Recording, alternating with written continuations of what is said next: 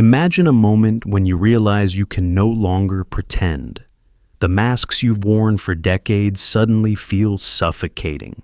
The games everyone's playing become transparently obvious. The life you've built starts to feel like a prison made of other people's expectations. You're not depressed, you're waking up. And with that awakening comes a slow, inevitable shedding of everything that isn't truly you. Carl Jung spent his entire life documenting this process. He watched thousands of people transform spiritually and noticed something profound. Genuine spiritual growth doesn't happen through dramatic declarations or sudden changes. It happens through a gradual releasing, a slow quitting of patterns that once felt like survival, but now feel like suffocation. Today we're exploring the 7 things Jung observed that highly spiritual people slowly, almost involuntarily quit as they awaken. These aren't conscious decisions at first. They're more like allergic reactions to inauthenticity that get stronger as your spirit gets clearer. You don't wake up one day deciding to quit these things. You wake up one day realizing you already have. If you've been feeling like you can't engage with life the way you used to, like you're becoming incompatible with normal existence, this is why. Your spirit is slowly rejecting everything that isn't aligned with your truth. And according to Jung, this rejection is not only inevitable, it's essential for your transformation. The first thing highly spiritual people slowly quit is the desperate hunger for approval. Not because they decide to, but because something shifts in their psychological structure that makes approval seeking physically uncomfortable. Imagine you've spent your whole life eating sugar, and suddenly your body develops an intolerance. That's what happens spiritually. The approval you once craved starts making you sick. Jung watched this in patient after patient. As they developed spiritually, they'd report strange discomfort in situations where they used to seek validation. A woman who lived for her mother's approval suddenly felt nauseous when trying to please her.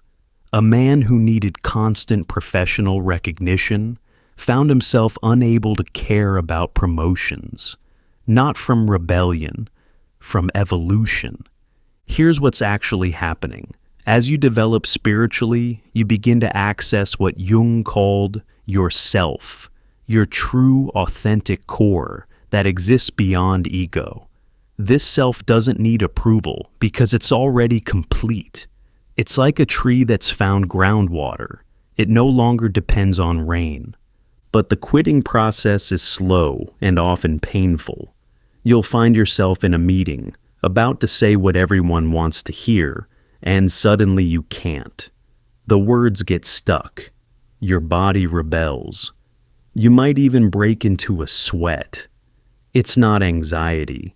It's your authentic self refusing to participate in the performance. One of Jung's patients described it perfectly. I used to rearrange my entire personality depending on who I was with.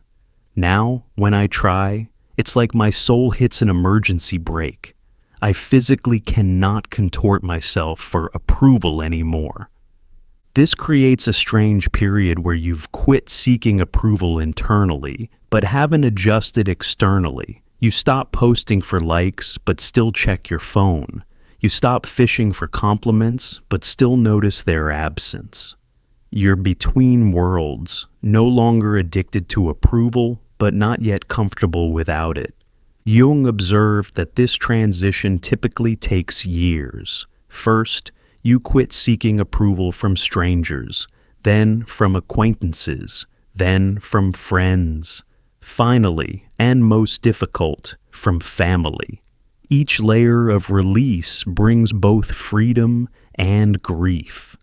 You're not just quitting a behavior, you're quitting an identity. The woman who lived for her mother's approval went through months of what felt like withdrawal. She'd automatically reach for her phone to call her mother for validation. Then remember, she couldn't do that anymore.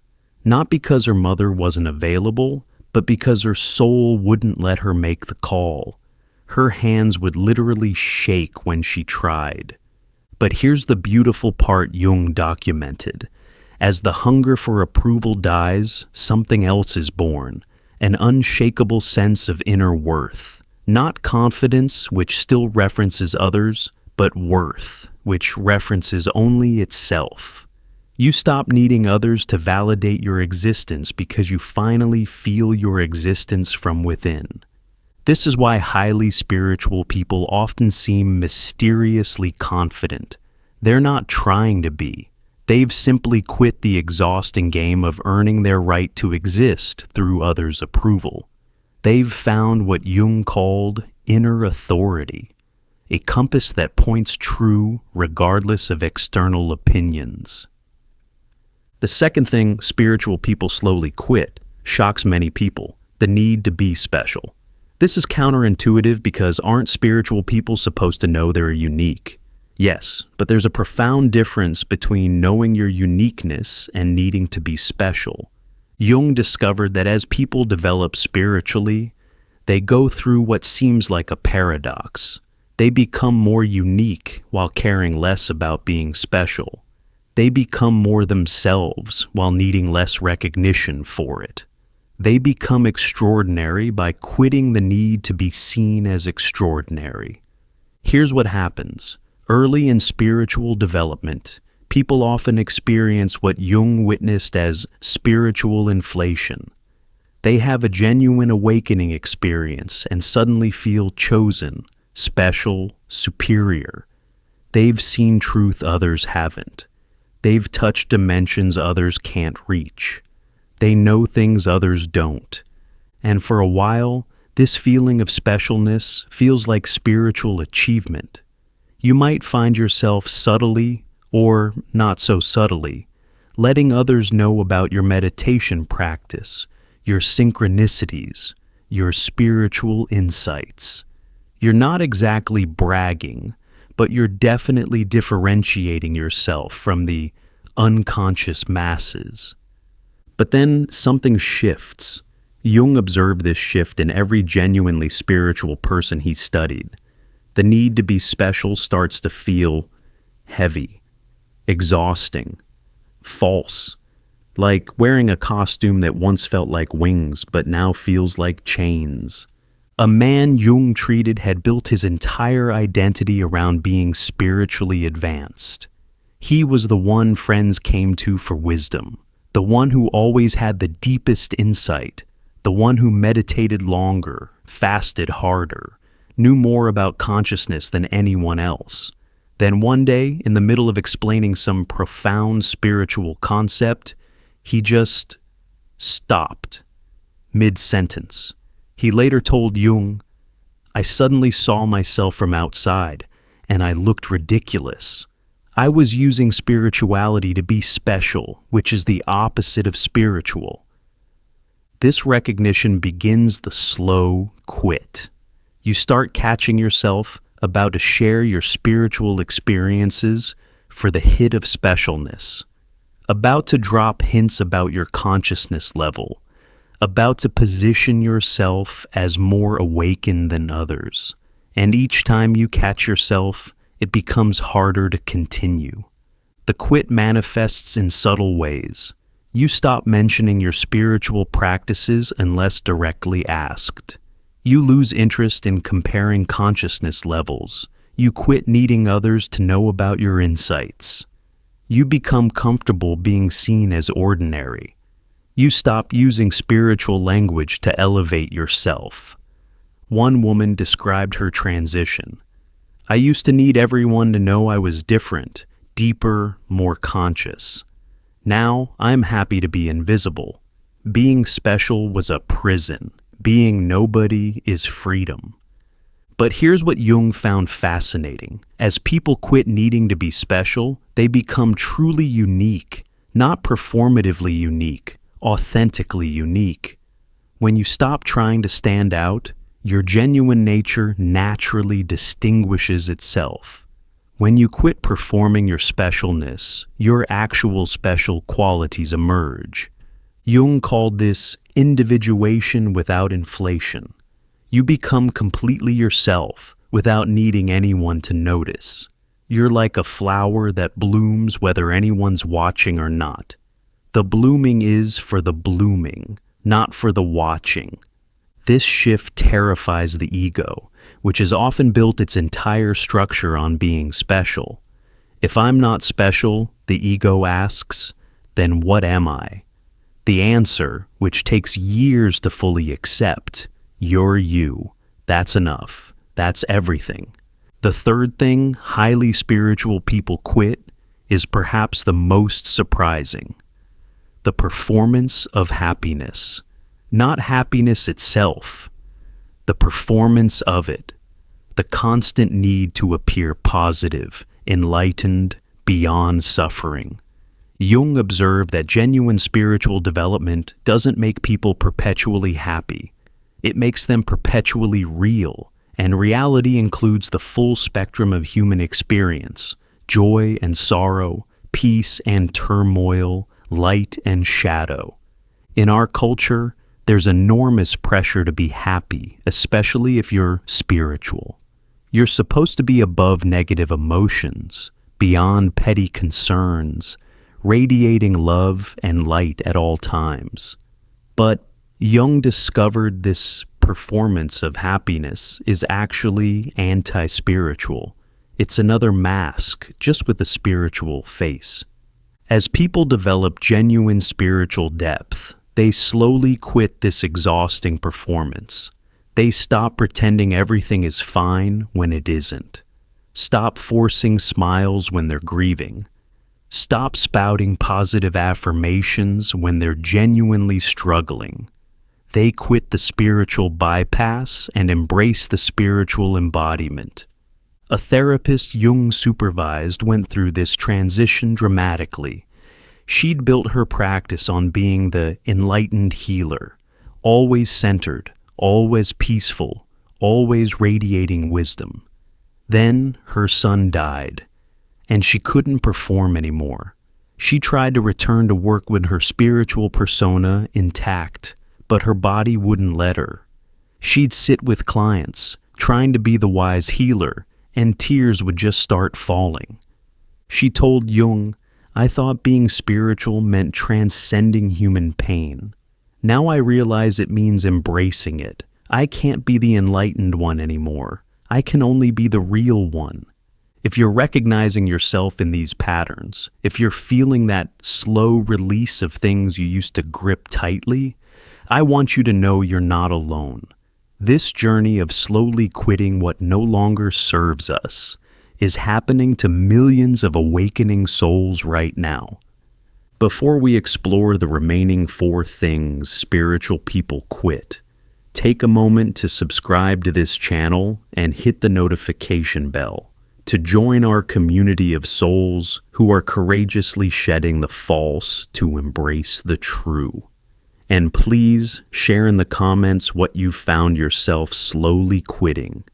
Your story might be exactly what someone else needs to hear today. Let's continue this journey together, because the next patterns might be the very ones you're experiencing right now. The 4th thing highly spiritual people slowly quit might be the most destabilizing: the need for certainty, the desperate grip on knowing, understanding, having answers. Jung discovered that genuine spiritual growth leads not to more answers, but to being comfortable with questions. Not to more certainty, but to peace with mystery. Not to knowing, but to wonder. This terrifies the mind, which has spent a lifetime collecting certainties like armor. I know who I am. I know what's true. I know how life works. I know what happens after death. I know my purpose. These certainties feel like safety, but Jung observed they're actually prisons. As spiritual depth develops, these certainties start to crack. Not because they are proven wrong, but because you realize the very need for certainty was keeping you from truth. Truth isn't something you can hold. It's something that flows. The moment you grip it, it becomes dogma. One of Jung's most brilliant patients was a physicist who came to him in crisis. His spiritual awakening had shattered his scientific certainties. He said, "I used to know how the universe worked. Now I realize I don't even know how my coffee cup works. The more conscious I become, the less certain I am about anything." This wasn't confusion, it was clarity. He was seeing past the illusion of knowledge into the reality of mystery. But the transition was agonizing. His mind desperately wanted to rebuild certainty, to find new spiritual facts, to replace the old scientific ones. But every time he tried to crystallize a spiritual truth, it would dissolve. Jung watched him slowly quit the need for solid ground.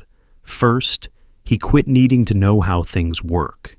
Then, he quit needing to know why things happen. Finally, he quit needing to know who he really was. He entered what Jung recognized as the cloud of unknowing, a state where not knowing becomes more truthful than any knowing could be. This quitting of certainty happens in stages. First, you quit certainty about the external world. Then, you quit certainty about others' motivations. Then, you quit certainty about your own past. Finally, you quit certainty about your own identity.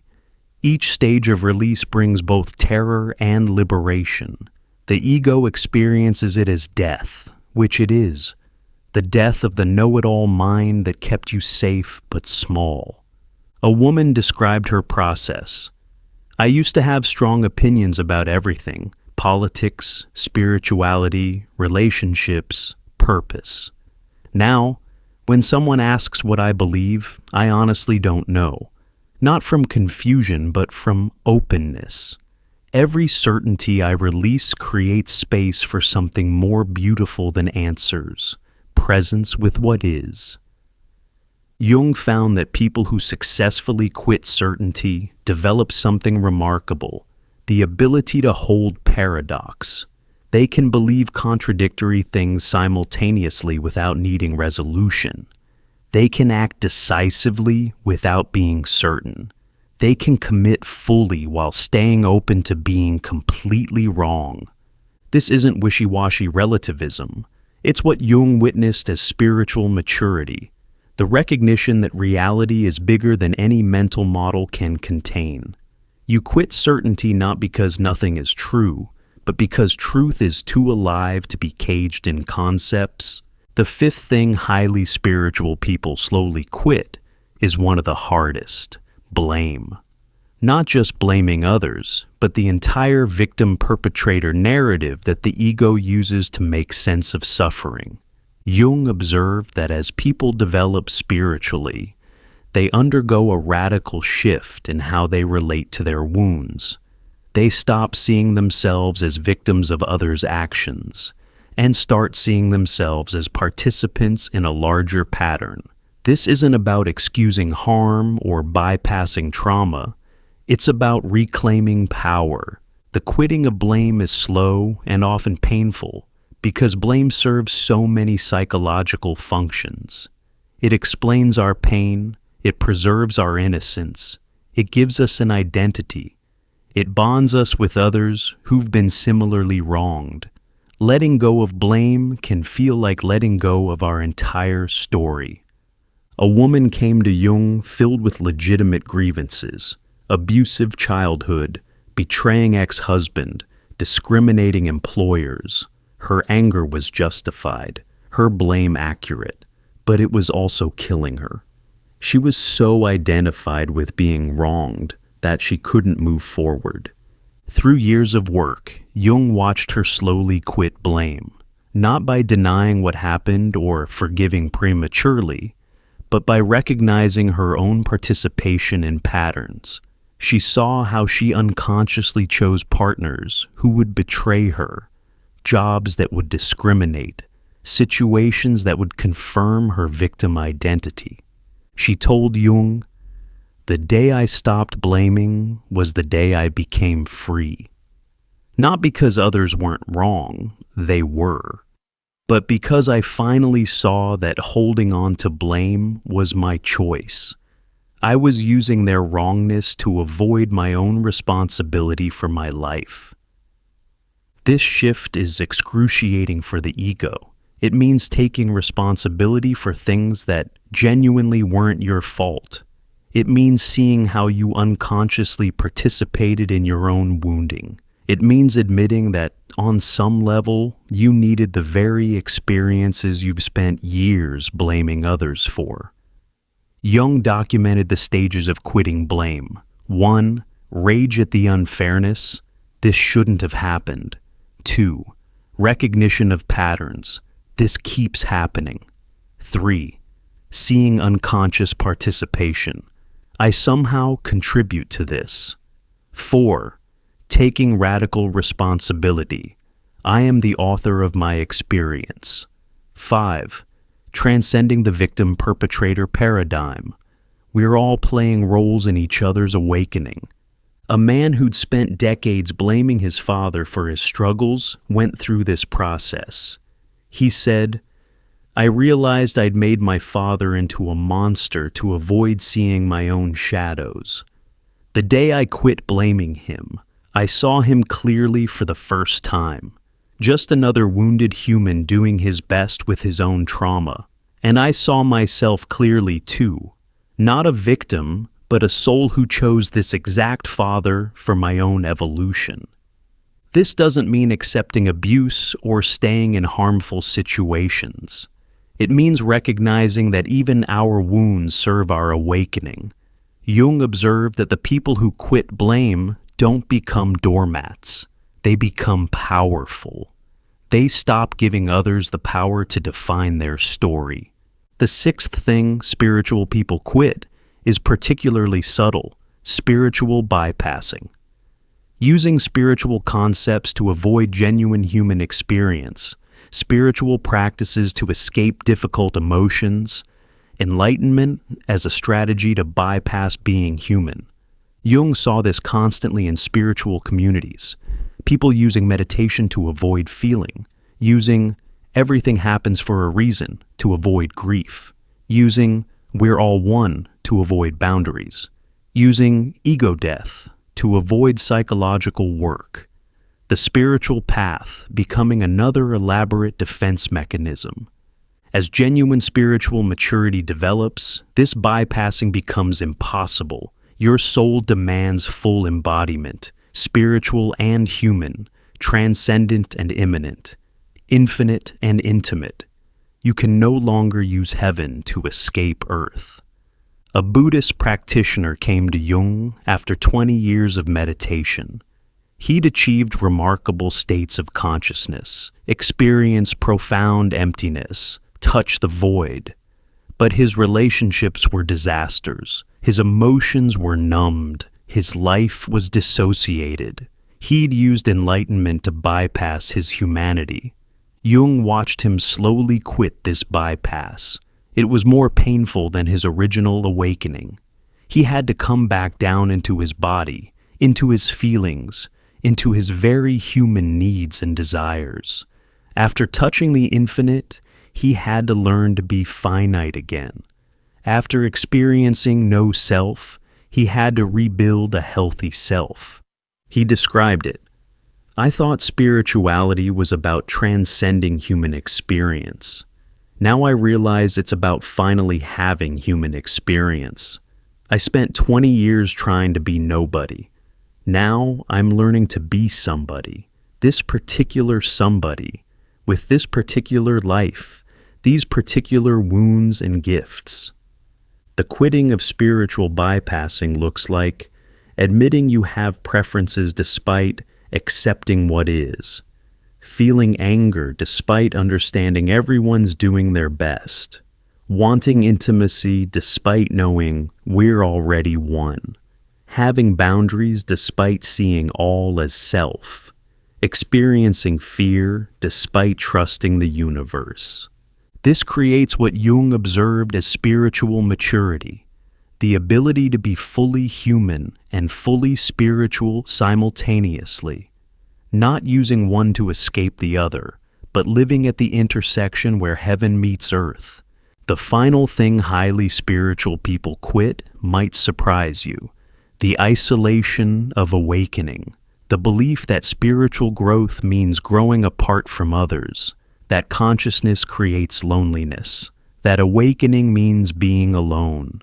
Jung observed that while spiritual growth often requires periods of solitude, genuine spiritual maturity leads back to connection, but connection of a completely different quality. Not the unconscious merging of the asleep, but the conscious meeting of the awake. Early in awakening, isolation feels necessary and even noble. You're seeing through illusions others still believe. You're feeling things others can't feel.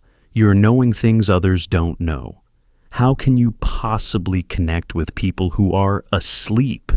But Jung watched this spiritual superiority slowly dissolve in those who continued growing.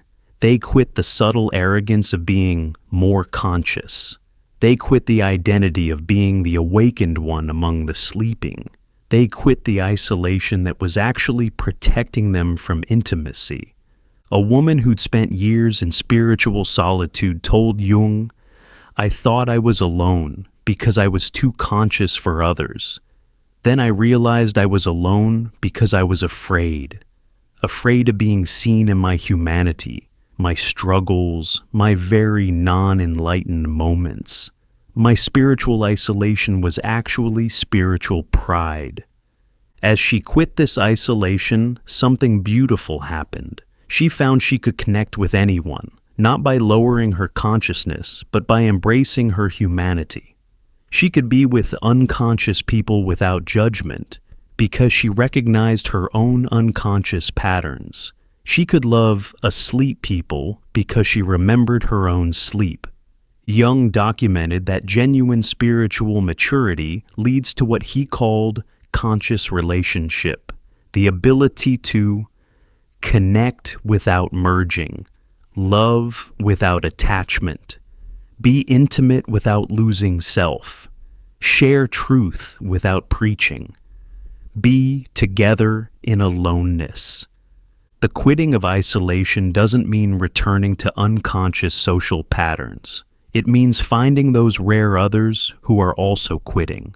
Quitting approval seeking, quitting specialness, quitting performance, quitting certainty, quitting blame, quitting bypassing. And with these people creating something new, conscious community. As we reach the end of this journey through what highly spiritual people quit, Jung would want you to understand something crucial. This quitting isn't loss, it's liberation. Each thing you release creates space for something more authentic to emerge. When you quit seeking approval, inner worth emerges. When you quit being special, true uniqueness emerges.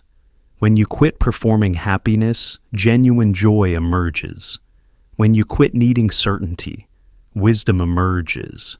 When you quit blame, power emerges. When you quit bypassing, embodiment emerges. When you quit isolation, real connection emerges. The process is slow because it's not just behavioral change, it's identity death and rebirth. You're not just quitting habits, you're quitting who you thought you were. And that takes time, courage, and enormous compassion for yourself. Jung observed that this process typically takes years, even decades. You'll quit and return, release and grip again, let go and grab back.